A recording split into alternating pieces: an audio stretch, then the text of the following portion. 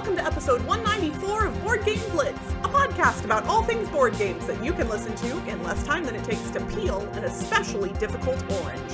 Board Game Blitz is sponsored by Grey Fox Games. This week, we're talking about fruit and veggie games. First, we discuss a couple games we played recently: Ariana Trench, the ultimate puzzle book for pirates, Head Trip, and My Favorite Things. Then, we talk about our top 5 games that utilize fruits and veggies. And now, here are your hosts, Ambie and Crystal.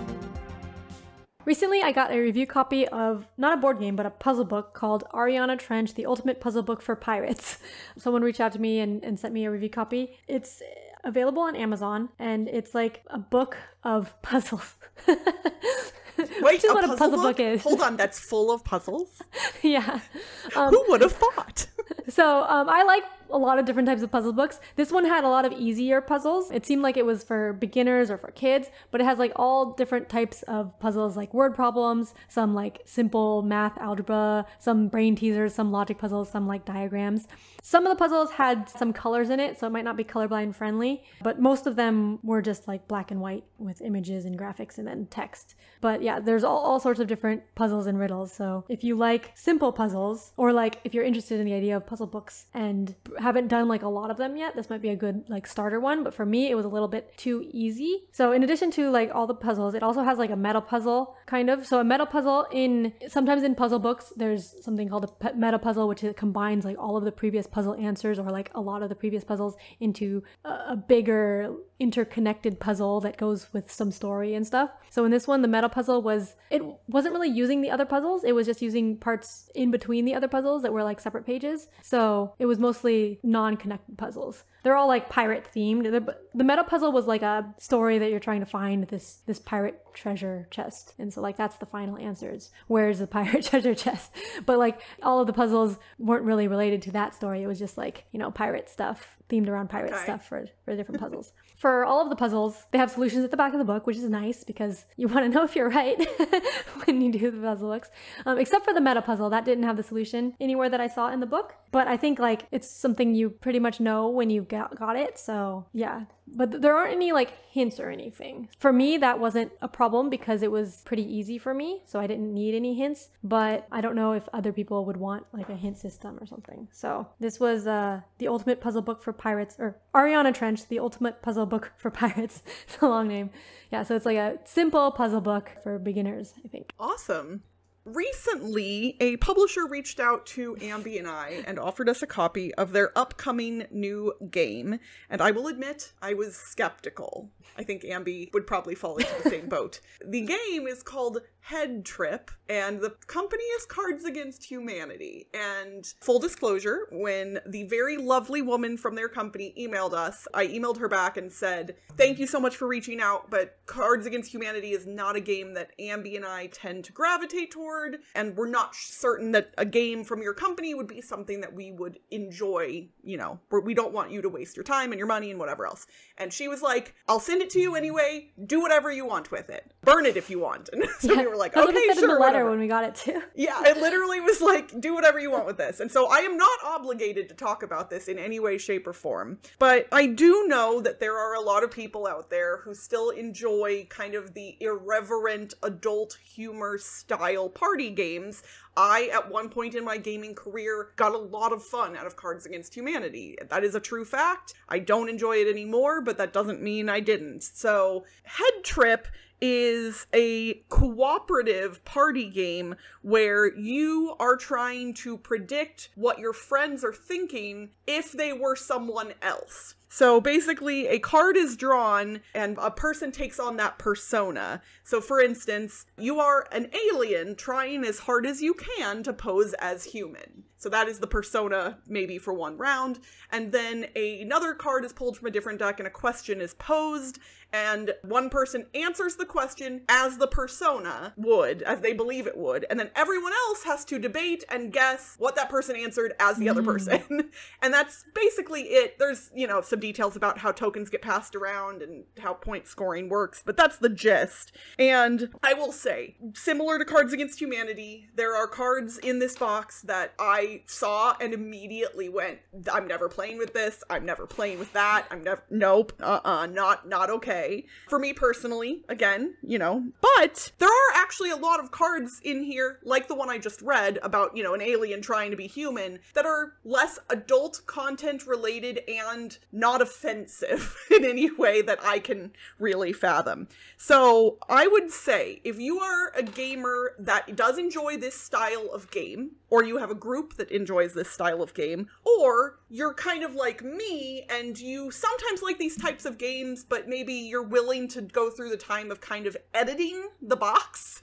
I think if I went through these decks and pulled out certain cards, this could become more playable for me. In its current state, if we used the cards as drawn, it would not work for me because there were cards that we were drawing that I was like, no, I'm literally throwing this to the side. We're not doing that. So yeah, and I'll read one example of a question. So somebody might have to answer, what makes the Beatles' Hey Jude such a timeless classic? A, the repetition of the words Hey Jude. B, everyone can relate to Jude who made something bad. C, the part at the end with all the screaming. Or D, its incredible length stretching over 5 days. That is funny to me. That card is funny. And there are a lot of those in here. So I think this game has value. I think it's still, your mileage may vary. So that is my quick review of Head Trip from Cards Against Humanity. I will say I liked it more than I expected to, but that doesn't mean it's perfect. I think like for me, I mean, I wasn't planning on playing it and probably still won't, but yeah, the cooperative probably makes it better too than like a competitive thing where it's kind of like random. Yeah, no, because everybody is trying to basically, you can put your tokens on different answers, but you basically, the final question, everyone has to agree on and things like that. So, like I said, it's not perfect. It's not the best party game I've ever played by any means, but I think it has a place in the market, and I think Cards Against Humanity has created something that will have broad appeal for this type of audience. And my kids like the box, so... Oh, and actually the component quality is really nice. Like the tokens are inside are these nice like thin lightweight wooden tokens, and there's a really nice draw bag to put the tokens in. I'll say the component quality is, the insert is great, so yeah, that's always, you know, a plus too. Okay, so let's say you want to get to know your friends and you don't want to play an irreverent adult humor party game. I've got something for you, and that is My Favorite Things. And you may be saying, Crystal, you've talked about My Favorite Things for years on this podcast. And that is true. I have. This is not going to be a full, like, explanation. I'll give you the quick and dirty. But basically, and very excitingly, Play for Keeps is republishing My Favorite Things. And I am so excited that they offered me a preview copy. So the copy that I have is not the final production version of the game, but it does have a lot of the new artwork, and it's pretty close from what I can tell for the most part, and it looks really nice, and I love it. So for those of you who have not heard me wax poetic about this game 100 times, My Favorite Things, and that is I-E-Y-E, like the eyeball in your head, My Favorite Things is a party trick-taking game where you don't know the numbers on your cards, but not because they're facing out, like in some trick-taking games. You don't know the numbers because the player to either your left or your right has hidden them after they've written things on the cards. You pick a category. For instance, Ambie, I might give you your favorite beverages. I might have you write down your favorite beverages. And so you're going to take your cards that ranked 1 through 5, and then one with a little broken heart symbol on it, and you are going to rank your top 5 beverages, and then you're going to write down one beverage that you don't like at all. You're going to slide the cards into these sleeves where now I can see the answers you wrote, protected by the sleeves so they won't get rubbed off on the table, but I can't see the numbers anymore. Everyone is doing that with a player to their left or right. Simultaneously, we pass the cards back, and now we play a trick-taking game with the answers the other player gave you. So I am now playing a hand with Ambie's favorite drinks. So throughout the course of the trick-taking game, the player who plays the lowest valued numerical, aka the best ranked item in any given trick, will win the trick with with the exception that if one player plays a 1-ranked card, meaning the best one, a player who plays the Broken Heart card can actually steal the trick from them if they play that. So there's a little bit of subversion there. You'd think, like, is the trick-taking game complete madness? It really isn't. You'll be like, oh wait, this is probably ranked higher for Ambie beverage-wise than that movie is ranked for my friend John, right? Like, you can kind of suss that stuff out. So it's a really fun way to get to know your friends via a very unconventional party game. It's very quick. 2 rounds, 5 tricks around. You can play with up to 7 people, so it's lightning fast. You can play it multiple times. The game provides a lot of suggestions for categories in case you're like, I have no idea what to do. I will admit, I gave my friend Pam, listener of the show and longtime friend of mine now, what did I write on hers? I wrote, single word you would exclaim if someone surprised you with a smack on the booty. And so she had to write down a single word on each card, and I had to figure out. And you know what's funny? I was like, this will be impossible. But when I was looking at them, I was like, wait, I think I actually know the order of these. So the weird categories can actually be quite fun. I still love My Favorite Things. I'm so happy it's getting reprinted. I believe it's going to be going to crowdfunding soon.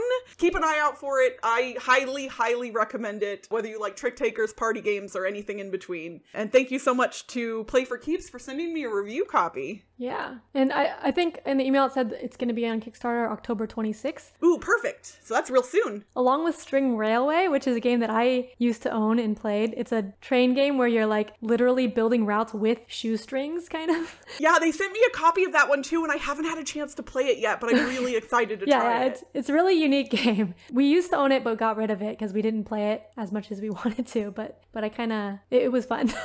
Now you're like, do I want it again? Yeah. So yeah, y'all check out Play for Keeps Kickstarter launching on the 26th. It has the Blitz seal of approval all over it, apparently.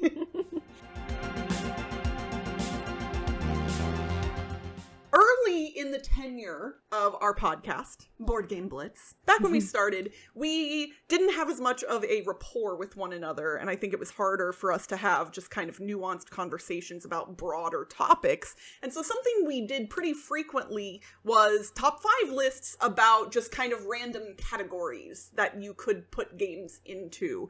And it actually ended up being fun because we would dig into games that would often not end up on necessarily like a favorite games list in general, but that we really like and wanted to talk about. And so it's something that we've continued doing over the years. And we actually haven't done one of this style, I think, in a little while. We've done some top 5 lists, but they've been a little more like normal top 5 lists, if I like worker placement games type stuff like that. This is going to go back to the more like not quite as serious topically. And today we are talking about our top 5 fruit and veggie games, which is that a thing? It is now, and we're going to talk about it. So basically the rules for this are whatever we make them to be. That is, if there are fruit and or veggies in the game, they can be counted. I personally did exclude some games like, okay, Letter Jam's got a strawberry on the box, and it's got a fruit pun, but no, it's not on my list, even though I love it. Yeah, Bananagrams. I played it for the first time recently, and it comes in a banana bag, but no, it's not on my list. Yeah, same here. I think all mine are like ones that have fruit and veggies like in as components in the, I mean, not actual fruit, because otherwise that would be an edible game. But oh man, that would be a stinky game. That would like, yeah, what if Durian had durian? Oh man. All right, well, I don't want to spoil too many of our picks, so let's get on to the list. All right, for my number 5, it's actually not my number 5. I'm having my kids replace my number 5 because when I was thinking of games with fruit in it, like the first thing that came to mind was First Orchard, which is a children's game. I mean, personally that's fair. Don't really like it that much because it's very simple. But I was thinking like First Orchard, and then I was looking like kid games have all these interesting themes. So then Hungry as a Bear also has a bear eating fruits and veggies and other food. So yeah, my kids really like those games.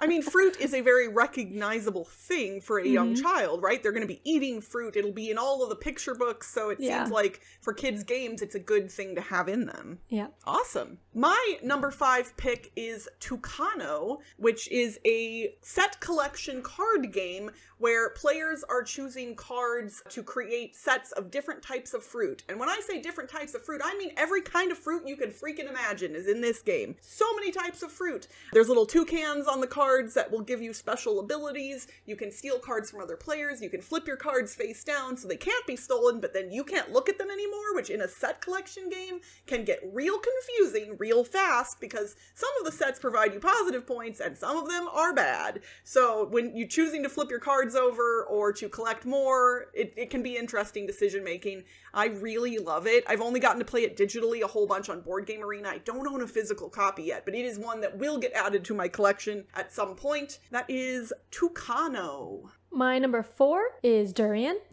which we mentioned briefly in that it would stink a lot, but but the game doesn't stink. Yeah, the game doesn't stink. Durian is a bluffing game by Oink Games. It's kind of like Liar's Dice, but you can't see your own card. So everyone has a card that has like different fruits on it, and then on your turn you're flipping over a card from the deck and then putting it on this shopping pile. So the cards have two sides. It's either like, so you could have a card that has like either 3 grapes or 1 cherry or something, and then you pick which side goes onto the demand side, and then like when the demand exceeds the supply, which is what everyone's cards are, then you bust. And so you're like, on your turn you're deciding whether you ring the bell and think that it has been busted or you keep going. So you're kind of like press your luck / bluffing, because you can see other people's cards and you're like, okay, yeah, there's definitely this many grapes out and this many durians, so I can put this down and do it confidently. And then the next person's like, do I have that grape? Like, so it can be a lot of fun. It's lower down on the list because I get stressed out with it a lot. I don't like bluffing as much in games generally, but like it's a good bluffing game. If you like bluffing, then definitely. So that's Durian. My number 4 is Abandon All Artichokes, which wins the award on this list for best named game. Absolutely. It is one of the funniest game names in my collection. So in Abandon All Artichokes, you are literally it is a deck shedding game where you are trying to remove all of the artichokes from your deck, or at least remove enough of them that when you draw a 5-card hand at the end of your turn, that you will have no artichokes in it. You start with 10 artichokes, and throughout the course of the game, you will be picking up other vegetables from the garden row, and those vegetables will all have special powers on them that you can play. On your turn, you always draw a card from the garden row, then play as many cards as you can from your hand or want to, and then discard and continue on. And as soon as a player can draw a 5-card hand that contains no artichokes, they instantly win the game. It plays very quickly. It's very fun. The artwork is hilarious. All of the little artichokes are making funny little faces, and I absolutely adore this game. It's really, really great. And there's a lot of deck building games, light, heavy, and otherwise, but deck shedding games are less common, especially I would say in the kind of the lighter card game category, and this one does it right. So my number 4 pick, Abandon All Artichokes. Yeah, I haven't played that one, but I'd like to try it at some point. It's on BGA. I know you don't like digital games, but I'll play like it with you anytime. All right, my number 3 is Dungeon Petz, which is one of my favorite games I've mentioned many times before. It's lower down on the list because it doesn't have as many fruits and veggies as some of the other games. But Dungeon Petz is a game about, it's like a Tamagotchi, the board game. You're raising little pets and like giving them food and cleaning up their poop and stuff. It's a heavier worker placement game, but like part of it is some of the pets eat meat and some of them eat veggies. So you're like going to the market and getting meat or veggies to feed your pets. So that's the veggies in there. Not that much veggies. Caring for a Tamagotchi was hard at times. Dungeon Petz is way harder than caring for a Tamagotchi. Also, they just brought back Tamagotchis, and I heard they're really? Good. Yeah, I heard that I never had one. I always wanted one. I had a Tamagotchi, and I loved that thing. Like, I'm vaguely curious, but I think I'll just be more annoyed by it than anything else. Because like we have too many digital devices in our lives, right? Like if you're a kid and you don't, like I feel like it's great. But as an adult, I think it'll be cute for about 5 minutes, and then I'll just be like, I don't want this anymore. Yeah.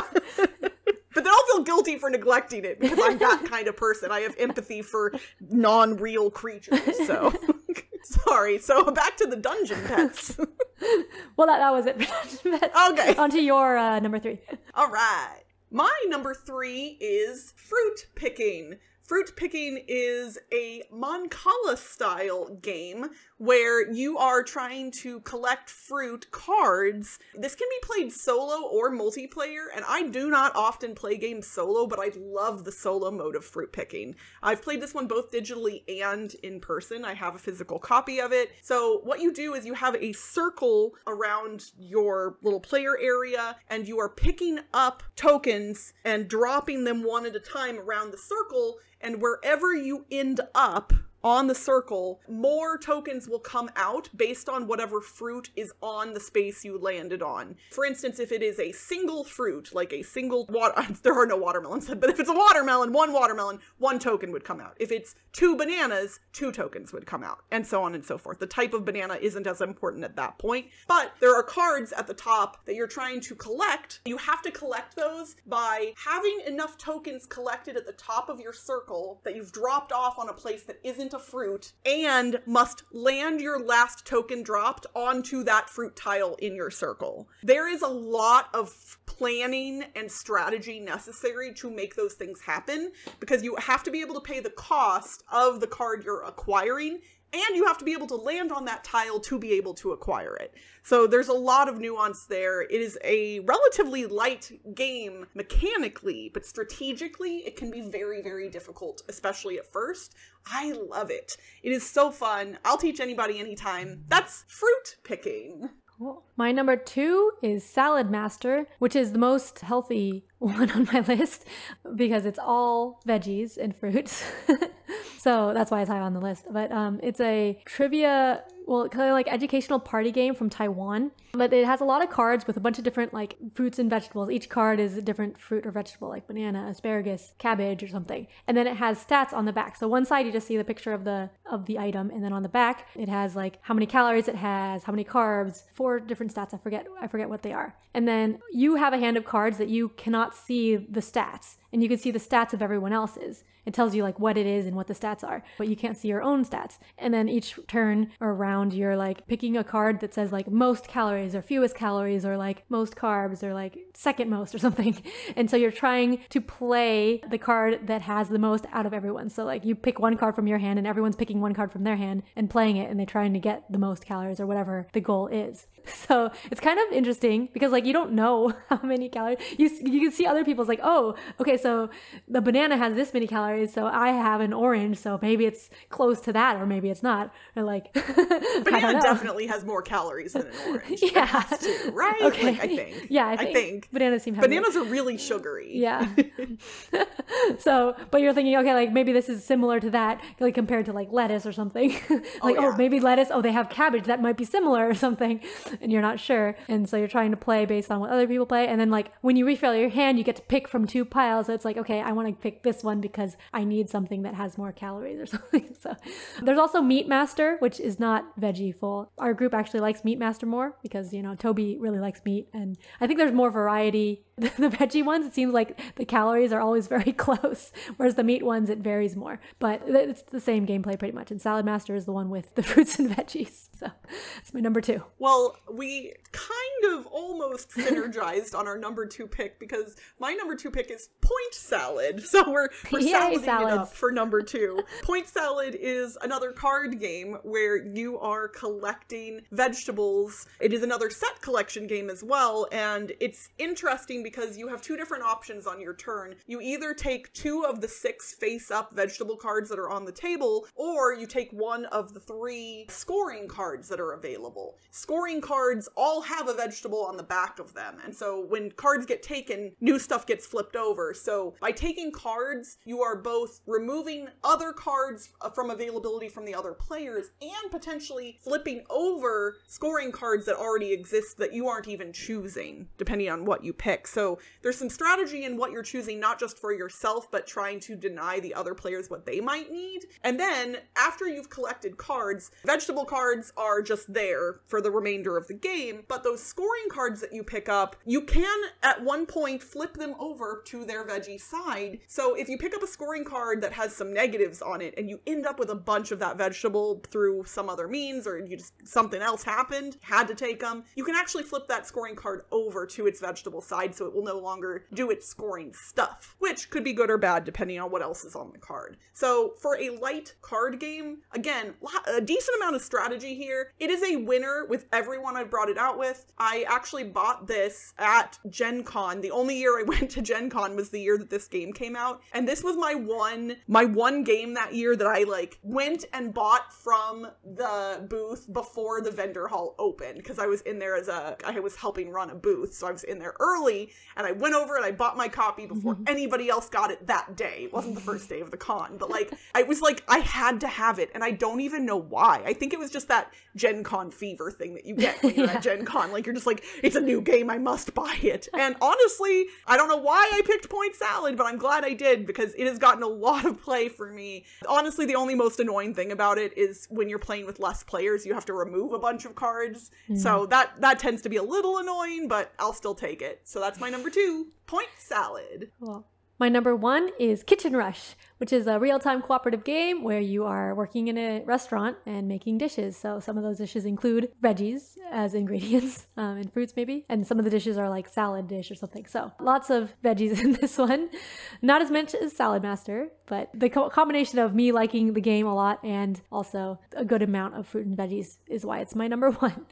But yeah, Kitchen Rush, it's real-time cooperative. I really like those. You're doing different steps to cook the food. It's kind of thematic. You're like going, oh, there's hourglasses as your workers, which is like the big thing. Hourglass sand timers. So you like go to different spaces on the board. It's worker placement with those sand timers. And so you go and you have to wait for your sand timer to run out to go to another place, because it takes time to do these things. So you're going like buying food. You have to go cook it in the oven and wait for your timer to run out and then cook it some more. Or like you have to wash dishes. And so you're doing all these things, and you have to like get the ingredients, cook it, and do the right amount in order to serve it to the guest who wants it. It's very hectic.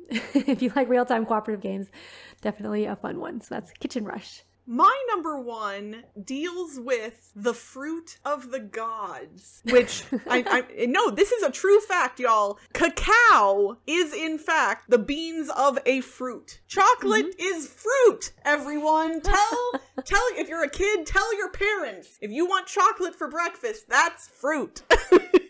Now, I'm not being coy. Cacao is actually a fruit. That is what the beans come from. But, you know, obviously processed chocolate has sugar and not healthy things. But I digress. So, Cacao is my number 1 choice. It is a tile laying game where you are collecting cacao beans and then selling them, and collecting other resources as well, gaining water to make sure that you can irrigate your lands, trying to gain control of temples that are in the area. And what's neat about this is when you play one of your tiles that has your meeples around the outside of it, those meeples will determine what actions you get to take and how many of those actions you get to take. So if you have 1 meeple on the side next to a tile, you'll get to take that action once. If you have 3 meeples on that side of the tile, you'll get to take that action 3 times when you place that tile there. And then after you place a tile, you'll get to fill in spaces with non-meeple tiles, so you can really strategically place things in a ways that benefit you the most and your opponents less so. It is super fun. This game came out 8 years ago, and I've been playing it for years and years, and I still love it every single time I play it. I will say, if you are a person who likes this game, if you can get your hands on the first expansion, I think it's really hard to come by, but this is not a game where the expansion is required by any means, but it does add some really cool stuff in. It allows you to process your chocolate, the cacao beans, into actual chocolate and get more money for them and some other stuff. But it's a Phil Walker Harding game, y'all. I mean, he's only gotten bigger in the past 8 years. Like, it seems like every game he releases, people are so excited about. And yeah, this is one of his too. So Cacao, my number 1 choice. Chocolate is fruit. That is the end of the story.